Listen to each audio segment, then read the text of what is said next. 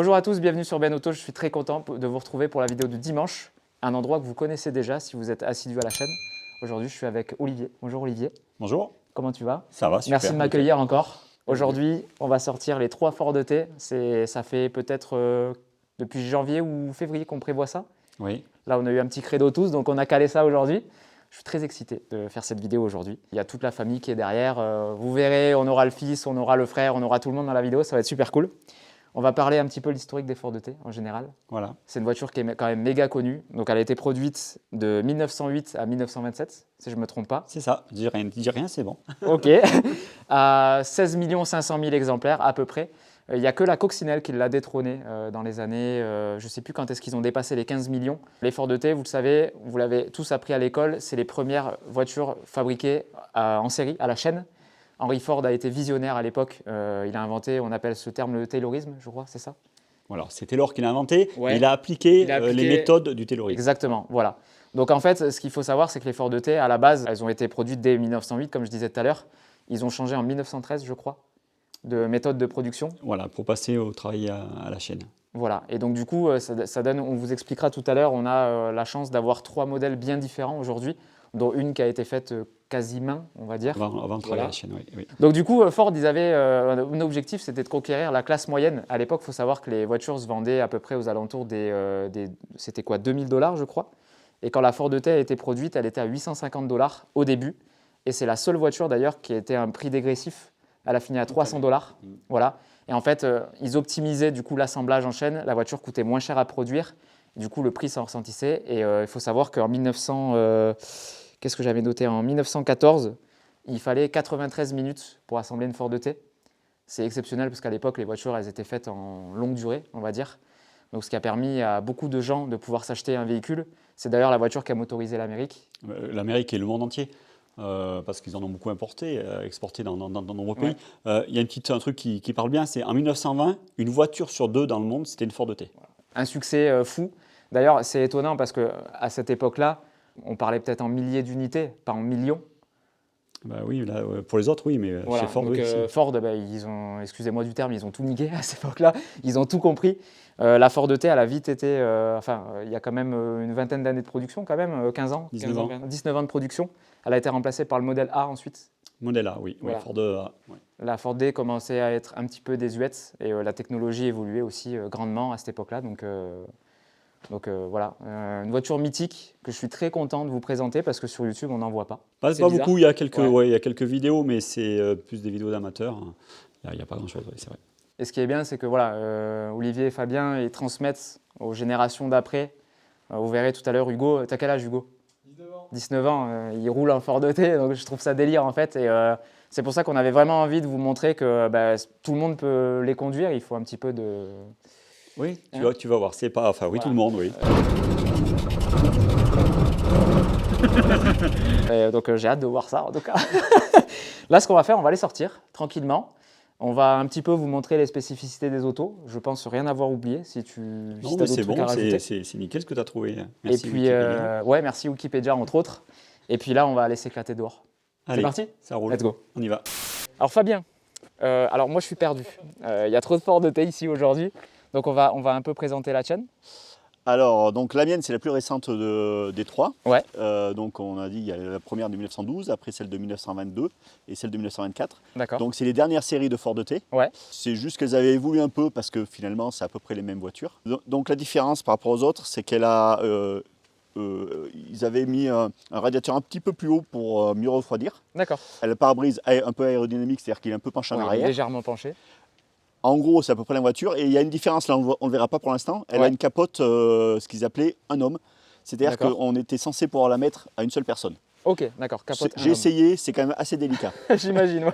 Alors que les autres, il faut absolument être au moins 2 personnes pour remonter la capote. Donc en fait, celle-ci là, c'est les dernières vraiment Ford T produites. Après, il y a eu une autre série qui était encore avec une amélioration au niveau du moteur, surtout au niveau de la boîte à vitesse. Elle avait un peu plus de frein. Ouais. Elle a une calandre encore un peu différente. Mais voilà, ça c'est l'avant-dernière évolution. Voilà. Ok, donc là, calandre toujours peinte ces modèles-là ou il y a eu des calandres chromées aussi comme celle-ci là? Il y a eu des calandres chromées, mais c'était un accessoire. Celle-là, c'est un accessoire. Ça, c'est une calandre française, c'est une calandre chausson, alors qu'ici, c'est une calandre d'origine américaine avec son radiateur d'origine. Et celle-là, elle a un historique particulier, tu connais un petit peu son histoire Alors, ou, son histoire, c'est une voiture qui appartenait à un membre de notre club, le club du Puy, qui est un club qui est très ancien. Il l'a restaurée en 79. Ok, Il a beaucoup roulé avec. Il paraît qu'il est tombé beaucoup en panne avec. Et quand il est décédé, sa fille il avait gardé les voitures. Et quelques années plus tard, avec mon frère, on a racheté toutes les voitures D'accord. qu'ils avaient. Et voilà. Et donc après, je l'ai restauré un peu, mais par exemple, je n'ai pas restauré en carrosserie. Je l'ai juste repoliché. donc là, la peinture est de 79 du coup. La peinture est Elle est 79. encore magnifique. Hein. Elle, Franchement, elle a été juste repolie, c'est tout. Par contre, en mécanique, j'ai tout revu parce que Ouais. il a fallu la fiabiliser, surtout. ok.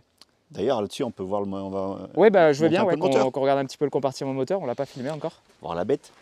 Donc là, dis-nous, vends-nous du ref un petit peu, qu'est-ce que c'est les performances de... Alors, les performances, c'est un 2 litres 9. Donc, 2 litres 9 quand même. oui. Donc c'est pour ça que ça a beaucoup de couple. Mais C'est clinique là-dedans. Combien ça sort de chevaux ça? ça sort 16 chevaux. 16 chevaux. C'est un moteur très très coupleux. Donc le régime maxi est à 1600-1800 tours minute. Ouais, vous le verrez pendant l'essai, ça tourne très très bas. Et le ralenti est autour de 300 tours. Donc c'est D'accord. vraiment au couple. C'est un moteur qui a voilà, des performances très, très basses. Mais qui est increvable, du coup. C'est étonnant le Ouais. couple que ça a, et ça repart au dernier coup de piston. Et en poids, ça donne quoi ça? Celle-ci, c'est autour de 700 kg, donc c'est quand même des voitures légères. Ouais, mais comparé à d'autres voitures, celle-là, elle est 1924 du coup. 24, oui. C'est quand même, je trouve, un poids qui est assez... parce qu'il n'y a pas grand-chose, en fait, il n'y a même pas de toit, c'est une capote. Le mais châssis c'est est très du très léger. gros acier, en Le fait. châssis est très léger. Non, c'est un peu la carrosserie, mais le moteur est très lourd. Le moteur Le boîte. moteur, ouais. Parce que quand on regarde, vu le système de boîte à vitesse, il y a un gros bloc derrière. Ah oui, d'accord, Et ouais. voilà. Et donc là, il y a il y a une roue qui sert en même temps pour l'allumage, qui Ouais. est très lourde. Et voilà. Donc là, c'est pour le ça plus gros du poids, en fait, ça va être la mécanique. C'est les surtout, mécaniques, ouais. ouais. Bah écoute, est-ce que tu as autre chose à dire sur... Exceptionnel, celle-là, elle a une porte à gauche, alors que normalement, une Forte T, c'est Alors pas de oui, porte tout à à l'heure, gauche. je me suis fait arnaquer parce que je voulais... Du coup, j'ai roulé avec l'autre, qui est là-bas au fond. Et j'ai voulu évidemment monter par le côté du chauffeur et il n'y avait pas de portière. Donc du coup, donc c'est une caisse anglaise, c'est ça? Oui, c'était les caisses anglaises pour qu'elles puissent marcher, puissent les vendre dans plusieurs marchés. Ouais. Ils ne s'embêtaient pas, ils mettaient une porte à droite et une porte à gauche. Ouais. Ce qui permettait justement de les vendre en version conduite à gauche ou conduite à droite. Donc elle, c'est une caisse anglaise. C'est une importation anglaise. Donc on rentre quand même à droite.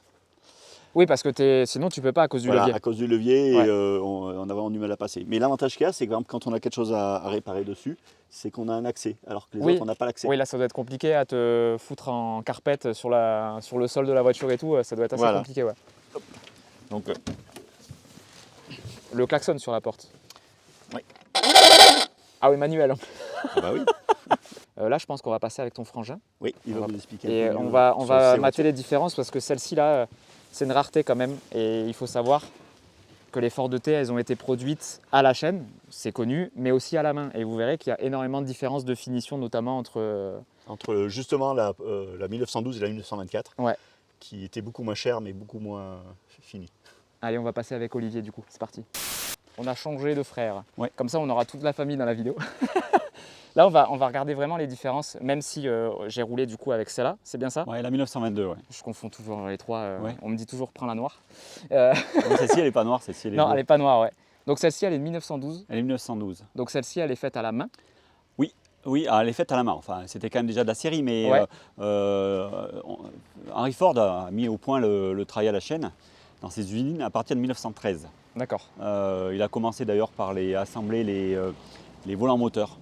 Et puis après, il s'est mis à faire toute la voiture à la chaîne. D'accord. Donc en 1912, c'était encore l'époque où on faisait des pièces, on faisait des carrosseries, on les stockait, on faisait des moteurs, on les stockait. C'est pour ça qu'ils avaient encore des difficultés. On a des difficultés à retrouver vraiment le numéro de série, la date de sortie. Parce Ok. que par exemple, il fabriquait un moteur un jour, il le stockait, il le mettait au fond d'un hangar, et puis il remplissait le hangar, et après, quand il remontait les voitures, il prenait les premiers moteurs Il qui n'était arrivaient. pas forcément Dans dédié l'ordre, à une voilà. voiture. C'était pas dans l'ordre. Voilà, donc c'est un modèle de 1912. Donc elle a été fabriquée aux États-Unis, cette voiture. Ouais. Celle-ci, on a la chance, c'est une voiture qui a été importée neuve en France. C'est Ok. pas une importation récente. Elle est neuve, donc le premier importateur français, c'était monsieur Henri Depasse, Ouais. qui était un importateur privé. Il importait beaucoup de choses des États-Unis, dont la marque Ford. D'accord. Donc jusqu'en 1916, c'était un importateur privé. Ford ne s'occupait pas du marché français. D'ailleurs, il y a un petit détail, hein, on Ouais, peut la voir petite sa plaque. sa plaque avec marqué Henri Depasse, Ford à Neuilly. Ça, Voilà. c'est la plaque de la voiture C'est la d'origine? plaque de la voiture d'origine, c'est ce qu'il y avait Incroyable. dessus, oui, mais elle est 100% d'origine. Ça, c'est beau. Voilà, alors pour la petite histoire, alors tel on avait juste avant, là, on a parlé de la couleur, Ouais. elles sont toutes noires Oui. et pas celle-ci. Justement, il y a une raison, c'est parce qu'elles sont devenues noires à partir du moment où ils sont mis à les faire à la chaîne. D'accord. Et, Qu'est-ce que la c'était raison- quoi plus simple pour peut-être Oui, les et temps de puis, séchage ou voilà, moins c'est cher ça. à produire? Le noir, ça a toujours été la peinture qui sèche le plus vite, donc D'accord. ils ont fait noir. Sinon, les modèles d'avant, 1913, avaient des couleurs. Alors par contre, c'était des monocouleurs. 1908-9, elles sont rouges pour les 4 Ok. places, grises pour les 2 places, il y en a eu très peu, mais en 2 places c'était grise. 1910, elles sont vertes. 1911-12, elles sont bleues, avec les ailes noires. D'accord. Et à partir de 13, elles sont noires. C'est incroyable parce qu'on voit, on voulait absolument vous en parler dans cette vidéo, on voit la différence de finition quand même entre un modèle qui est produit avant les grosses chaînes. On sent vraiment qu'on est limite dans la voiture de luxe, même s'il doit y avoir beaucoup plus luxueux à l'époque, je pense. Oui, là, voilà, c'est pas de la voiture de luxe, hein, Ouais. c'était quand même déjà de la voiture. Ils voulaient déjà faire de la voiture populaire, mais avec les méthodes de l'époque. Oui. Toutes les voitures avaient des radiateurs en laiton, donc ils le faisaient en laiton. En laiton, ouais. Après, c'est l'évolution qui ont fait qu'il a mis des radiateurs en acier, mais voilà, ça reste dans le type de l'époque. Voilà. Elle est superbe. Et on parlait tout à l'heure avec ton frère des finitions au niveau des portes, si on peut Oui. regarder entre les deux voitures. Sachant Euh, que là, on est en resto tout d'origine, donc les alignements sont d'époque, Ah etc. oui, oui, il n'y a etc. rien qui a été retouché. Alors celle-ci, voilà, c'est ce qu'on disait tout à l'heure, parce que Ford, en 1924, ils produisaient beaucoup de voitures, Ouais. et c'était l'année où ils en ont fait le plus, d'ailleurs 1924. Donc les caisses étaient vite faites, on va dire, c'était assez bâclé. En fait, ils ont simplifié la voiture. Là, on est en 1912. Celle-ci, c'est une carrosserie Fischer. Ford sous-traitait les caisses, les carrosseries. Ok. Il y avait il y avait Hayes, il y avait plusieurs carrossiers. Et en 1912, il y avait Fischer. Alors, on va rentrer dans les détails, mais en 1912, Fischer a fait que 60 et quelques voitures pour Ford. Ah oui, donc ouais, c'est ultra... Ouais, je crois que c'est une soixantaine. C'était en pré-série et ils ont commencé à les faire en 1913. Et alors, le truc qui est rigolo, c'est qu'on s'est rendu compte que celles qui ont été importées par Henri Depasse sont Ouais. des Fischer. Donc, on pense que les 60 étaient faites en la essai France. et sont parties en France. D'accord. Voilà. Et combien Celle-ci, il c'est en reste Fischer. aujourd'hui, tu sais pas? 2, 3, je pense, moi j'en connais que 2. Ça, Deux? on peut le Ah voir, on peut le voir ici, si tu peux t'approcher. Ouais.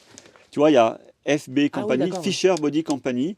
Donc ça, bon, alors c'est leur numéro de carrosserie, hein, 40 374. Ils ne faisaient pas que des Ford. Hein. D'accord. Fischer, ils faisaient aussi pour Buick, ils Ah, travaillaient ils faisaient aussi toutes marques, d'accord. beaucoup de marques. Hein. C'était des gros, en fait, c'était des gros carrossiers. Hein. C'est pas des artisans comme on avait en France. Ouais. C'est comme pour les Golf Carman. Quoi. Voilà. Exactement, C'est ouais. ça. Voilà, Ok. c'est la même chose. C'est assez incroyable quand même. Donc il y en aurait eu une soixantaine et il en resterait 2 ou 3. Voilà, alors, cette carrosserie, mais en fait, c'est toutes les mêmes. Hein. Ouais, la ouais. différence, il faut lire le numéro, ça reste la même voiture. Hein. Elle est dans un c'est état pas- remarquable, j'espère que ça se verra en vidéo. On en avait déjà parlé dans la première vidéo où je viens filmer le musée. Et c'est une voiture qui m'a tapé dans l'œil vraiment, déjà par la qualité de la restauration. Il faut savoir que vous faites tout vous-même au garage. Ouais, de A à Z, ouais. Donc sellerie, peinture et tout, elle est juste fantastique. Celle-ci, céllerie, c'est la sellerie d'origine. La sellerie d'origine, on en avait parlé. Voilà, le siège, pour ceux enfin, qui n'ont bon. pas vu la vidéo, les sièges sont de 1912. C'est assez incroyable quand même. C'est bien parce que vous avez gardé quand même l'authenticité de la voiture, malgré qu'elle soit flambant neuve. Ouais. Il y a quand même, voilà, on sent que c'est ses pièces à elle. Ça Il y me a permet rien de de garder un reproduit peu son dessus. âme. Voilà. Ça lui permet. Et du coup, on va switcher sur l'autre. On va Ouais, voir on va un petit peu regarder du coup les différences. On va tout de Alors- suite reparler des portes. Voilà, bon, on va pour parler. Alors en 1912, là, on prend 10 ans d'écart, donc on est en 1922. Ouais. Donc là, on voit déjà, c'est déjà de la carrosserie plus, Ouais, on sent, voilà, c'est voilà, plus simple, voilà, plus brute. C'est assez, en fait, il les faisait en grande série, donc elles sont, en fait, pour les vendre de moins en moins cher, parce que la Ford T, c'est quand même la seule voiture dans sa carrière où le prix a baissé. Ça Oui. n'arrive pas aujourd'hui en Oui. France, enfin, les voitures augmentent mais ils ne baissent pas. Donc elles ont baissé en tarif, mais en fait, ce qu'ils avaient fait, c'est qu'ils avaient surtout simplifié les pièces. d'accord. Voilà, il y a plein de choses, pour ça qu'elles sont noires, pour ça qu'elles sont plus ordinaires. Elles Ouais, évoluent c'était comme ça. surtout fonctionnel pour que tout le monde puisse en avoir une. Il faut En tester, vendre au voilà. maximum. C'était une voiture qui était performante, qui marchait, qui devait Mm. être fiable et surtout pas trop chère pour que tout le monde puisse l'acheter. C'est incroyable. Et il y en a beaucoup, c'est ce qui fait encore le plaisir de rouler avec parce qu'on peut trouver encore de la pièce, Ouais. il y a beaucoup de fabrication, donc c'est une voiture sympathique. C'est vrai que j'en reviens aux différences entre les deux. on voit qu'il y a un cap qui a été passé quand même en termes de qualité de fabrication, de finition, etc. etc. Parce que celle-ci, malgré qu'elle soit super bien restaurée aussi, les portes, les alignements ne sont pas top. On sent vraiment que les voitures, elles étaient vraiment faites En série, ouais, en oui, série, vite fait, pour que ça puisse être vendu le plus rapidement possible. Là, on n'a plus de cuir. Il n'y a plus de cuir, hein, déjà à partir de 1913. Qu'est-ce que c'est du coup la matière du des sièges? simili, hein, Du c'est un simili, simili. d'accord. Voilà.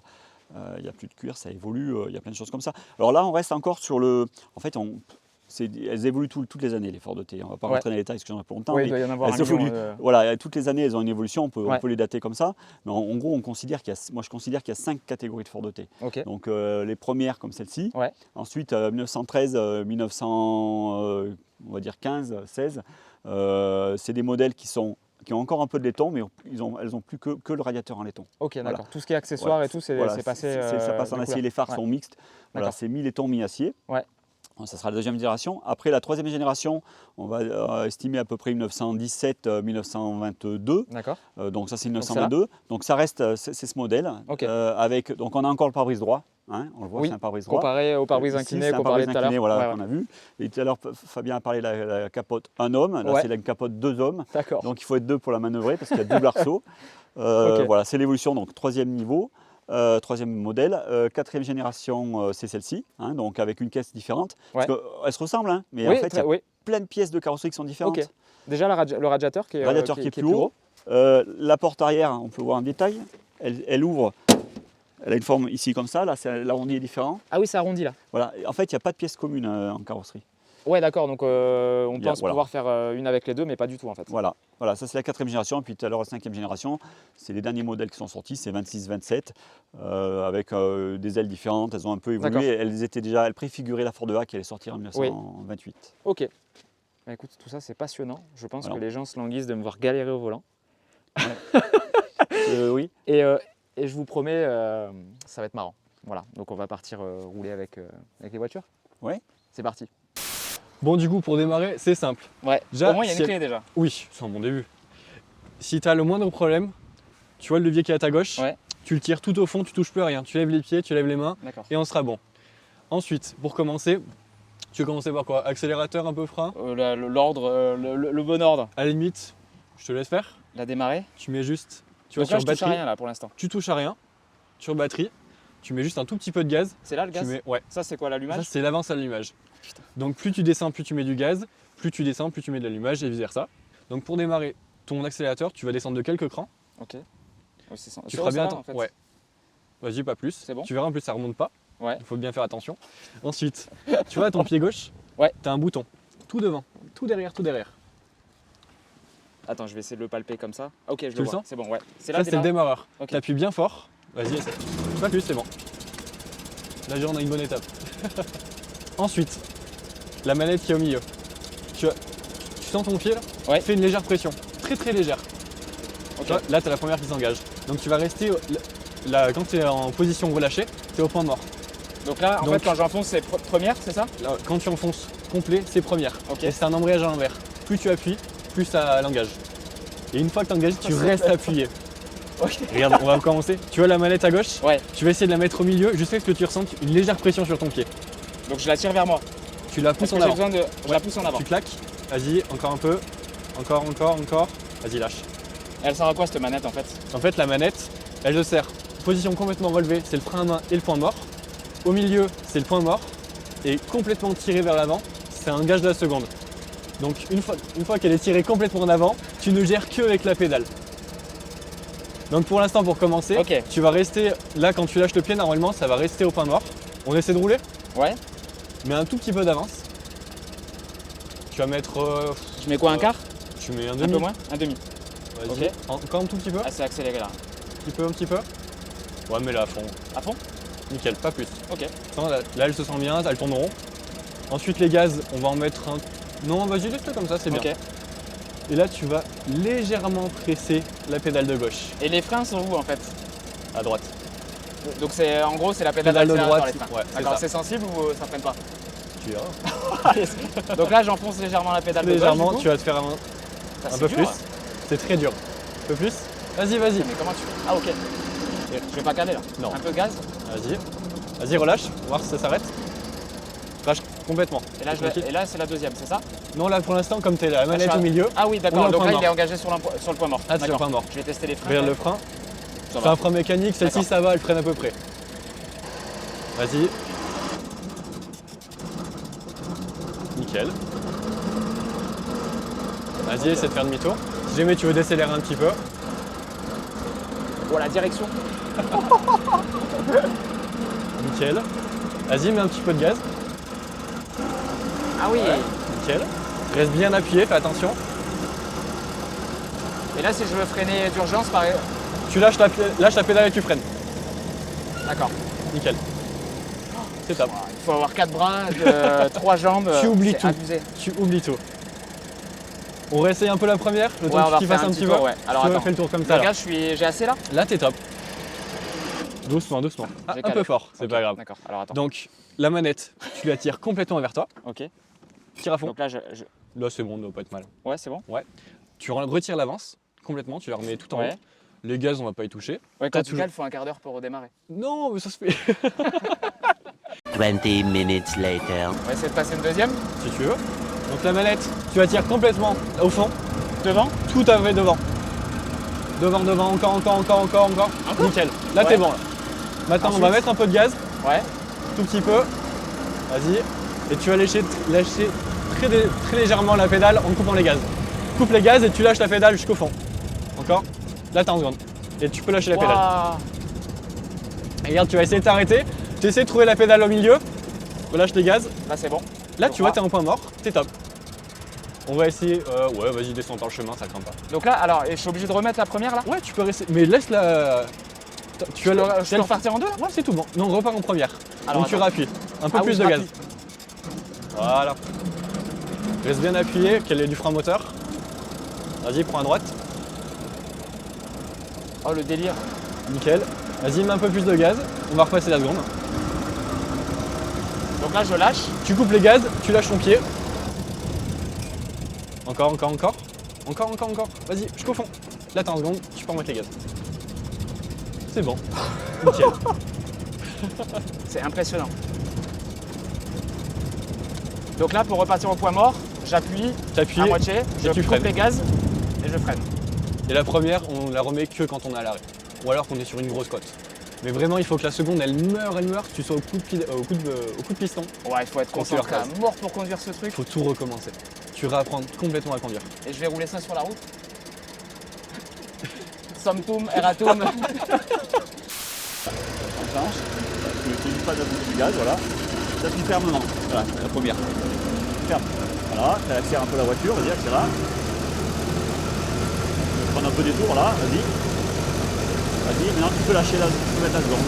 Donc là, je lâche les gaz. Tu lâches les gaz et tu lèves ton pied. Lève-le. Allez, reprends. Voilà, t'as trop attendu. Ouais. Remets un coup de première. Voilà, première, vas-y, accélère un peu. Est-ce qu'il faut que je lâche les gaz avant? En même temps, tous en même temps. Tout en même temps. Et tu lâches quand même un peu plus vite ton pied, vas-y. Et là, lève ton pied, vas-y, lève-le. Hop, plus vite. Hop, voilà, c'est bon. Voilà, et ça Ok. Parce que j'ai peur de donner un à-coup en fait. Voilà, mais faut pas y aller brutalement. Il faut quand même qu'il y ait, un temps assez court parce que dans ta seconde, elle D'accord. ne sera pas enclenchée. Enfin, tu auras trop perdu trop de vitesse. Alors là, après, ce qui est bien, c'est quand tu es en seconde, la voiture, Avec logiquement, les mains. tu as juste ta manette de gaz à Ok. doser. Là, Tranquille. l'allumage touche pas pour l'instant. Non, bah, c'est bon, là, si on l'enroule, il est nickel. D'accord. Là, si on enroule, Alors, on est désolé pour le vent si on a beaucoup de vent parce que là aujourd'hui on est à deux doigts d'une tempête. c'est la tempête quoi, qui arrive. Ça va, quand tu roules, c'est assez intuitif quand même. Voilà, après c'est bon. Et pareil, quand tu vas t'arrêter, c'est avoir le réflexe de ne pas appuyer la pédale de gauche Oui, de la complètement. mettre à moitié. Voilà, de la mettre à moitié. C'est un embrayage à moitié. C'est un délire, hein, franchement. C'est autre chose. Je m'attendais vraiment à ce que ce soit beaucoup moins précis dans les commandes en fait, mais c'est tout. Tout est précis, je trouve que vraiment il faut être à l'écoute du moteur. Et c'est très sensitif comme sensation en fait. Ouais, voilà. Ah, c'est très mécanique. Hein. Il faut être mécanicien. Si tu es mécanicien, Ouais, tu ouais. conduis une Ford T. J'aime bien les essuie-glaces qui agitent tout seul là. Voilà, il promène, il faut laisser faire. Bon, c'est vrai que ça prend beaucoup de place sur la route avec les trous. Hein. T'as pas Voilà. l'impression de diriger grand chose. Après tu prends l'habitude, t'anticipes les creux. Parce que des fois dans des creux, elle s'enfonce un peu. Donc D'accord. il faut, quand tu as un creux, la dresser. Mais ça, c'est c'est un coup de main à prendre quand tu as roulé un peu avec. C'est un peu toutes les anciennes qui sont comme ça. Ok. Là, on arrive à un village. Ouais, là, on fera demi-tour un peu là au bout, là, au virage. Je te montrerai, tu t'arrêteras, je te ferai faire une petite marche arrière. Ok. Alors attends.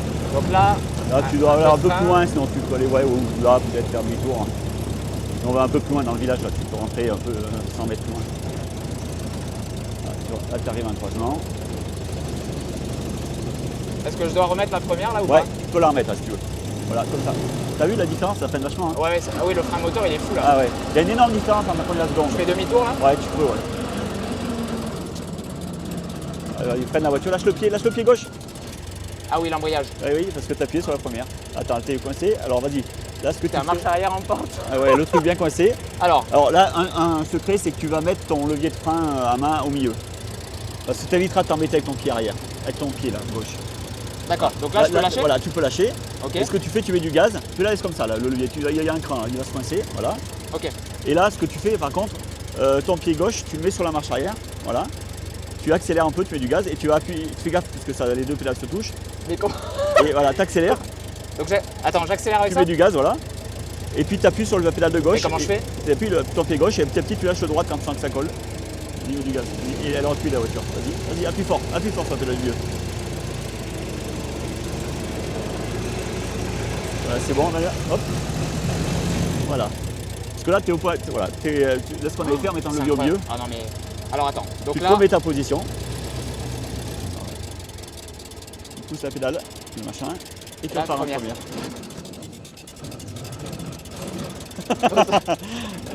Le moindre truc prend un temps de fou. Ouais, C'est- après ça devient intuitif. Après Alors, tu ne réfléchis même pas. Voilà, après tu peux enclencher la seconde là direct, vu que c'est en descente, tu lâches, hop, ça va partir directement en seconde.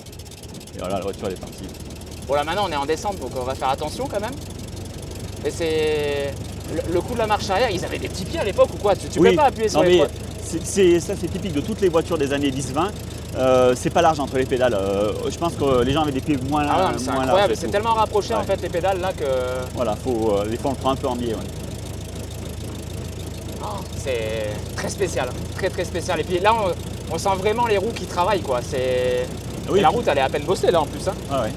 Ouais, mais tu cherches pas, elle reste droite la voiture. Faut pas Par contre, toujours tu essayer vois, de chercher à récupérer. Je pensais les freins beaucoup plus archaïques que ça répond quand même, je trouve. Ouais, parce que là, c'est des freins de montagne. C'est un accessoire qui existait. C'est des break mountain, c'est des gros freins qui se montaient par-dessus les tambours arrière. Ouais. Parce que logiquement, une Ford T, tu n'as que le frein à pied, c'est que dans la boîte de vitesse. C'est une sangle à coton dans le Ah, coton, c'est la en sangle, boîte- ouais, voilà, ok. en coton dans la boîte de vitesse. Et là, c'est des freins supplémentaires. Donc celle-ci, elle freine vraiment bien. C'est. Après oui, quand tu comprends. Tu vois, j'ai toujours le réflexe de mettre le pied gauche sur l'embrayage en Ouais, fait. ça, il faut l'enlever. Mais tout le monde là, hein, après ça passe. Ouais ouais. On va prendre le réflexe, quand tu t'arrêtes, c'est Mi-pédale. mi-pédale. Voilà. Toujours mi-pédale. Ouais, c'est incroyable. Je parle pas beaucoup, je suis très concentré, mais les sensations qu'il y a au volant, c'est. En général, quand tu commences à conduire, tu n'arrives pas à parler. Oui, C'est à partir du moment où tu arrives à discuter avec ton voisin, c'est bon, c'est que tu la maîtrises.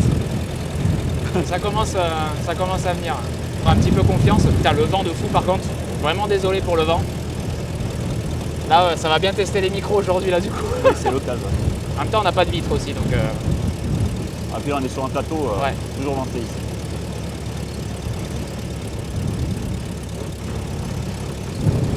C'est agréable de conduire avec les mains en vrai. Voilà, et après, Ah c'est ouais. cool. Tu peux faire des kilomètres comme ça, ça roule tranquille. Sans chercher à aller vite, ça roule tranquille. Donc là, je vais couper Ah, les gaz, c'est ça? Ouais, tu Je freines freine. un peu et tu peux, quand tu arrives doucement, tu mettras. Tu peux même te ralentir en mettant un coup de première. Ça va ralentir la voiture, vas-y. Et après, quand tu arrives doucement, il faut la relâcher, le mettre au milieu, l'embrayage. Ok. Voilà. Et c'est sport. Hein. Alors là, Et là, tu tires le levier, à fond vers moi. à fond vers toi. De toute façon, c'est l'issue de secours. Donc là, je peux lâcher le pied. Voilà, tu peux lâcher, il est bien enclenché le levier, voilà. C'est l'issue de secours. S'il y a quoi que ce soit, tu tires le levier, tout s'arrête. Eh, c'est physique à mort, non? On a fait quoi là? 3 km? Je suis mort. Ouais, je passe même pas 3, j'aurais dû en faire 2. Tellement concentré. Il m'a fait faire une marche arrière en pente. Bah, J'ai pas calé. C'est pas ma faute, il s'est pointé dans la pente. Non, mais en fait, j'ai mal anticipé. Mais j'espère que l'essai vous plaira en tout cas, parce que moi, ça me plaît beaucoup. Je voyais complètement une autre approche envers ces voitures là. C'est hyper fun en fait. Mais c'est vrai que ça demande énormément d'écoute déjà, par rapport à la mécanique et tout. Et oubliez tout ce que vous avez appris à l'auto-école avec une Clio 4. Hein. Là, Ça n'a rien à voir. C'est un autre monde. Et puis on ressent tout. On ressent la route. Ouais. Tu sens la moindre petite bosse, et ben tu sens la voiture qui peine. Tu ressens tout. La route, même les odeurs, tout ce qu'il y a autour. Voilà. Les gars, mille merci. Merci à toi. C'est déjà la fin de cette vidéo. Je ne sais pas combien de temps elle aura duré. J'espère en tout cas que vous aurez apprécié. On a essayé de faire un contenu un peu particulier aujourd'hui. C'est un essai que j'attendais beaucoup. Je te disais dans la voiture tout à l'heure au retour.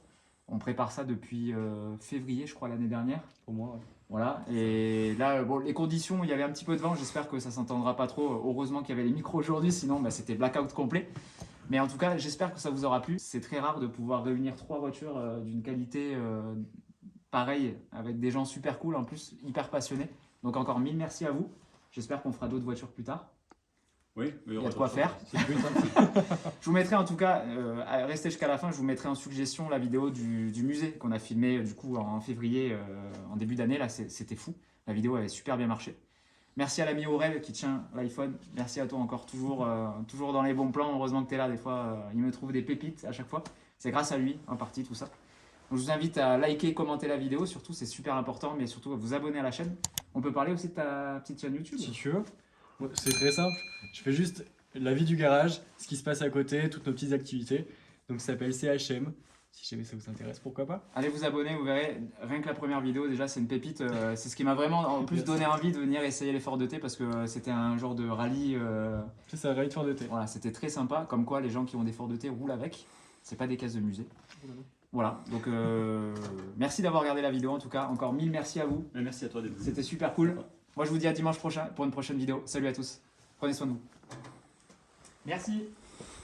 Merci les gars encore.